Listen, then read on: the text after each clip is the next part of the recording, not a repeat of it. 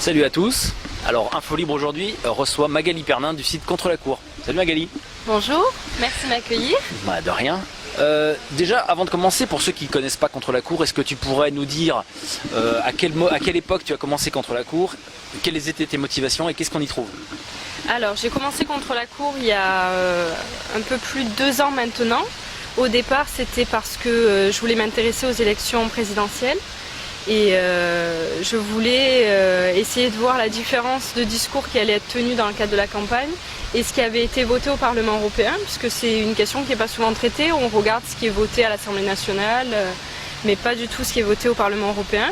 Et j'ai été très surprise de découvrir un ensemble de textes dont j'ai beaucoup parlé, qui s'appelle le Six-Pack, et qui est venu réformer le pacte de stabilité et de croissance, dont on n'avait pas du tout entendu parler dans les médias français, alors que ça faisait des mois qu'il se négociait à Bruxelles.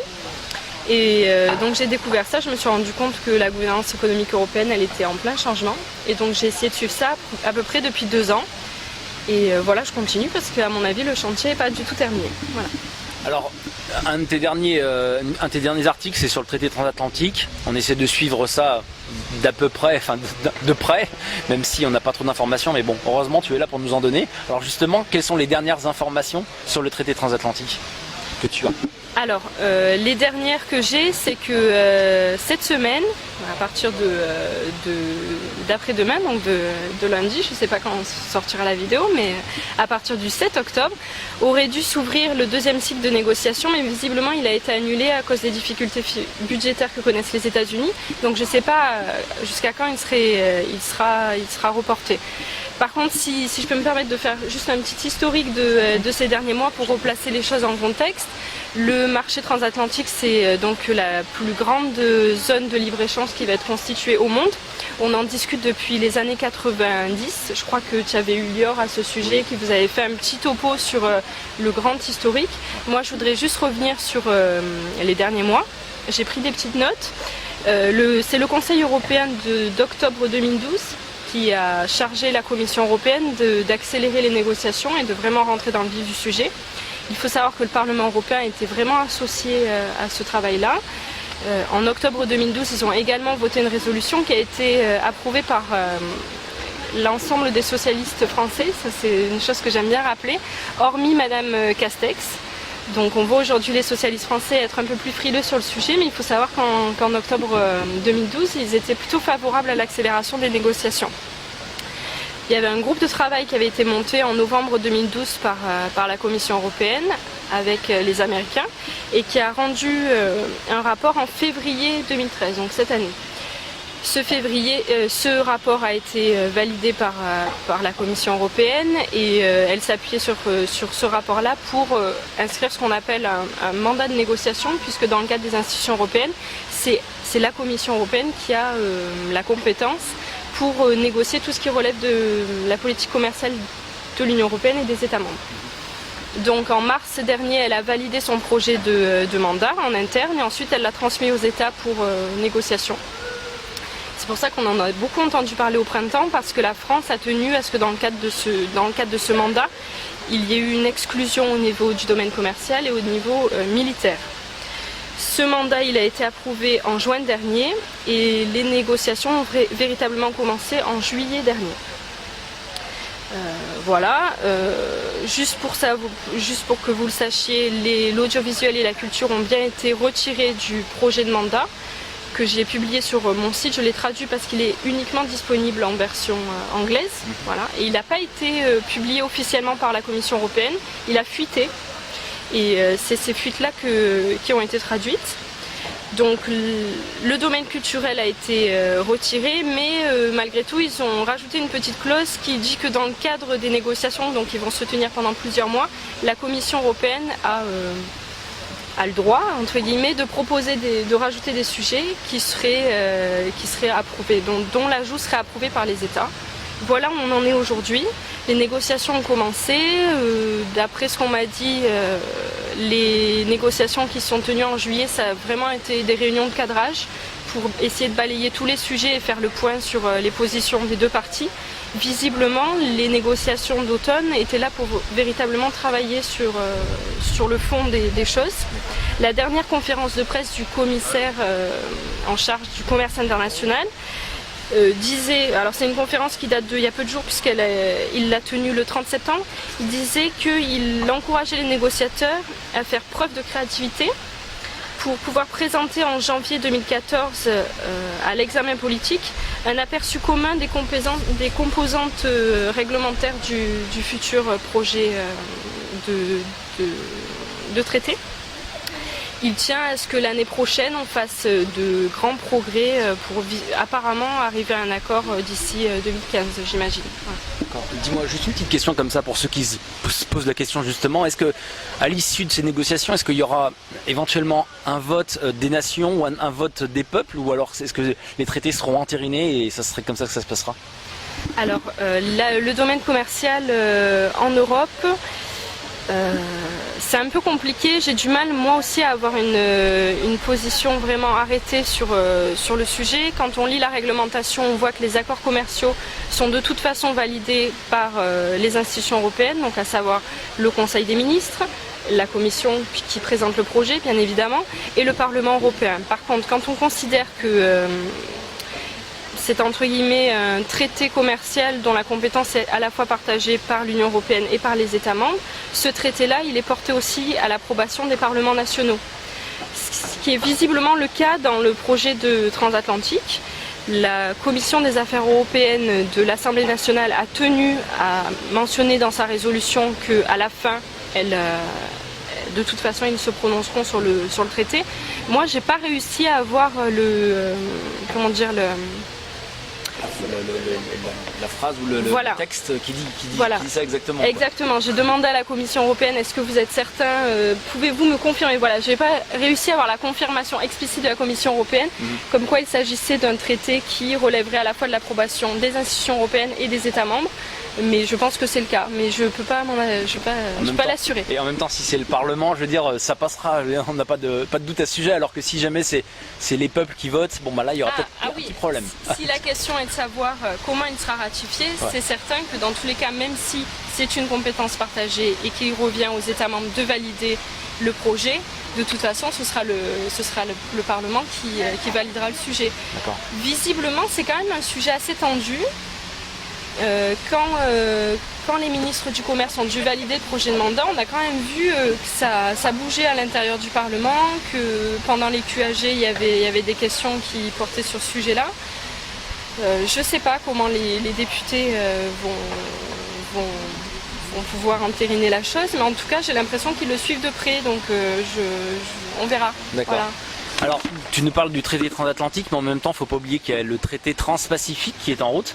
Et justement, tu me disais qu'il y avait des négociations cet été et cet automne. Alors justement, je suis allé voir sur Internet où est-ce qu'on en était du traité transpacifique. Du coup, je ne m'y intéresse pas. Voilà, du tout. le traité transpacifique, donc alors, on rappelle, ça va comprendre l'Australie, le Brunei Darussalam, le Canada, le Chili, les États-Unis, le Japon, la Malaisie, le Mexique, la Nouvelle-Zélande, le Pérou, Singapour et le Vietnam.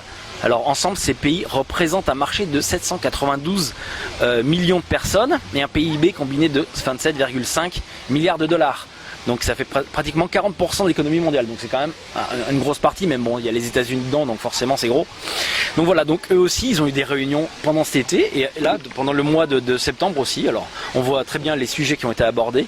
Les obstacles techniques au commerce, le commerce électronique, les questions juridiques, les marchés publics, discussions bilatérales sur l'accès au marché. Donc là, on voit bien que de ce côté-là, là, fin septembre, services financiers, propriété intellectuelle, environnement. Donc le plan est en marche, côté transpacifique et côté transatlantique. Vivement que ça se mette en place, ce truc-là. Alors, ce qui est marrant, c'est que j'essaie de lire un petit peu ce qui se passe côté américain et visiblement les représentants américains, les députés, les sénateurs s'intéressent beaucoup plus à ce projet qu'ils ne s'intéressent au traité transatlantique. Et du côté européen, il y a des voix un peu soucieuses du projet qui se font entendre et qui pourraient nous faire craindre à ce que si ces deux projets se mettent en place, certaines entreprises européennes transfèrent leur siège aux États-Unis pour pouvoir bénéficier des deux marchés. Ouais, exactement. Voilà. C'est bien ce qui devrait se passer en fait quand on y pense. Peut-être, je sais pas, mais en tout cas, nos inquiétudes, il ne faut pas uniquement les porter sur le marché transatlantique, effectivement, mais le porter sur ce projet-là également. Alors ton dernier article, c'était sur l'Europe dicte-t-elle la politique économique de la France. Est-ce que tu veux en dire un petit mot? Non, je te prends. Ah non, pas du tout. Moi, c'est tu me prends pas au mot. Enfin, j'en parle volontiers puisque c'est mon sujet beaucoup plus que le marché transatlantique. D'accord. Donc c'est un débat qui a été organisé par la représentation de la Commission européenne en France. Il y a de plus en plus de débats qui vont être menés visiblement dans ce cadre-là puisqu'on avance vers les élections européennes. Et qu'ils ont envie visiblement de porter à la lumière comme ça un certain nombre de sujets qu'ils considèrent comme étant des sujets tabous. Donc ce débat-là, il a eu lieu il y a 2 semaines à Paris. Et c'était assez marrant parce que le débat a commencé comme ça. Oui, alors c'est une question assez provocatrice, mais ça y est, nous sommes prêts enfin à nous la poser. Donc question provocatrice que les Français se posent quand même depuis pas mal d'années. Ouais. Voilà, mais bon, moi ok, c'est sympa, ça y est, enfin. Soyons dans la provocation. J'étais assez d'accord avec ce qui a été dit, pas tellement sur la forme mais sur le fond, c'est-à-dire que l'Europe dicte-t-elle la politique européenne de la France? Non, puisque l'Europe c'est la France aussi, donc c'est la France qui prend les décisions qui s'imposent à la France. Elle les prend dans le cadre du Conseil européen, puisque toutes les décisions du Conseil de l'Union européenne et du Conseil européen, toutes les décisions qui sont prises, que ce soit les recommandations de la Commission, les recommandations économiques ou les éventuelles sanctions, sont approuvées par l'ensemble des ministres des Finances. Donc la France, en quelque sorte, valide les recommandations, en tout cas valide la discipline économique européenne.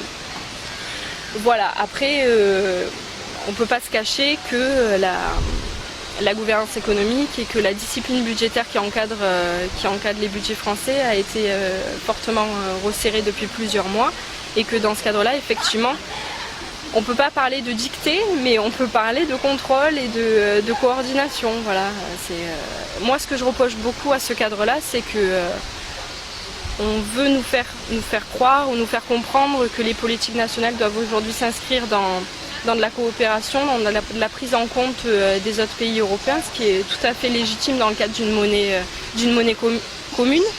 Mais on n'arrive pas à nous dire aussi dans le même temps que ce genre de choses peut être compris par nos parlementaires nationaux.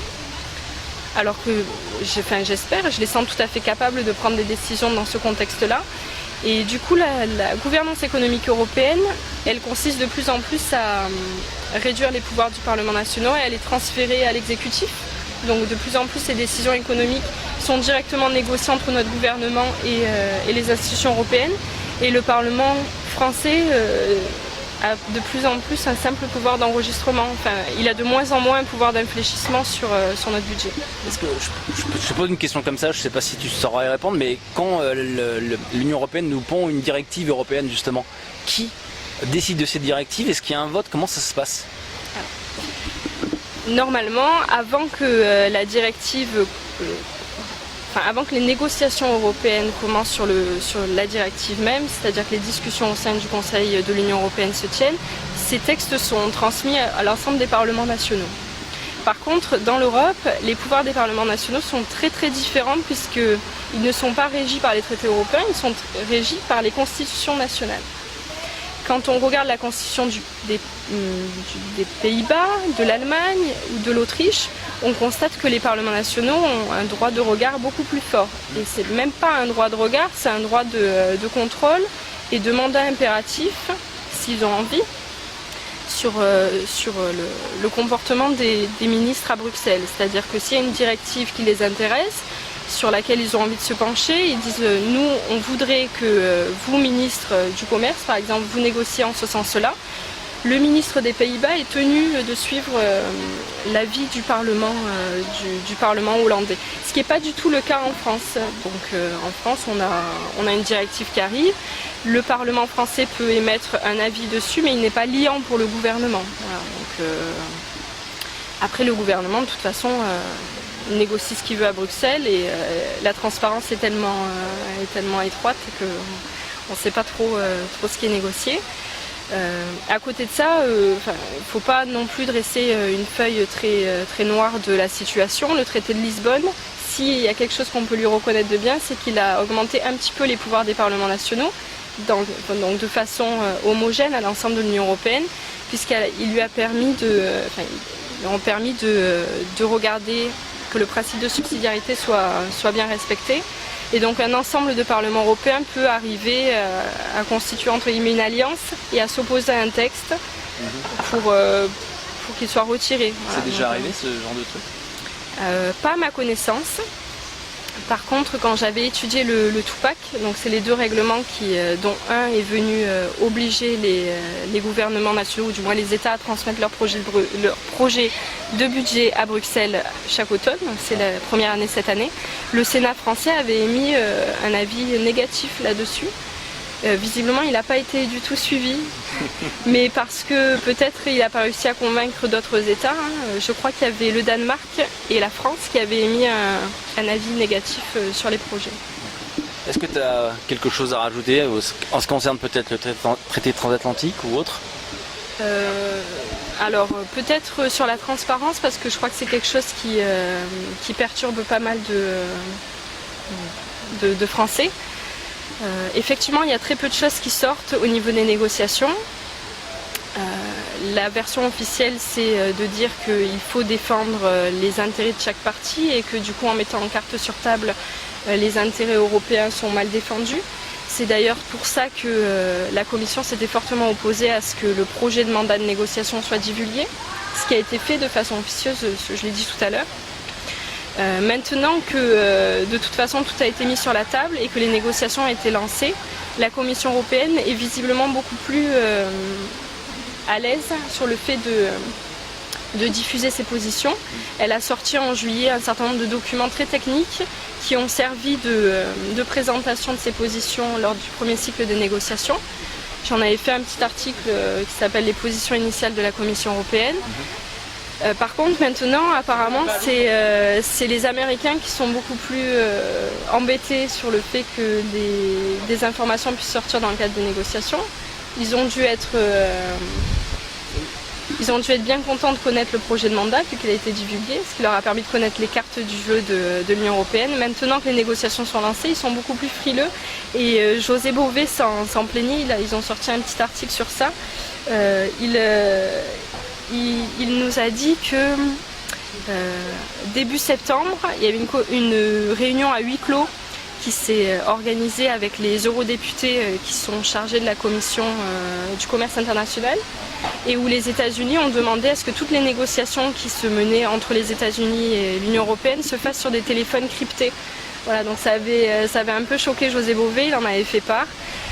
En tout cas, la Commission européenne, elle semble beaucoup plus à l'aise et c'était marrant parce que en juillet, alors que les Français se plaignaient qu'il n'y ait pas assez d'informations sur le sujet, la France avait dit oui, bon, vous devriez quand même sortir le projet de mandat, c'est pas normal que les Français n'y aient pas accès, etc. Et la Commission a envoyé un revers à la France en disant mais c'est les États qui sont responsables de ce projet de mandat. Si vous avez envie de le divulguer, vous prenez la responsabilité sur vous, mais en tout cas, la politique est portée par les États, elle n'est pas portée par la Commission européenne, donc prenez vos responsabilités. La France, à ma connaissance, n'a pas du tout publié le projet de mandat. Voilà. Okay. Je te remercie Magali, on rappelle ton site contre la Cour que tu as refait récemment, donc on invite tous les auditeurs à aller voir le site de Magali Pernin contre la Cour. Voilà, à bientôt pour une nouvelle vidéo.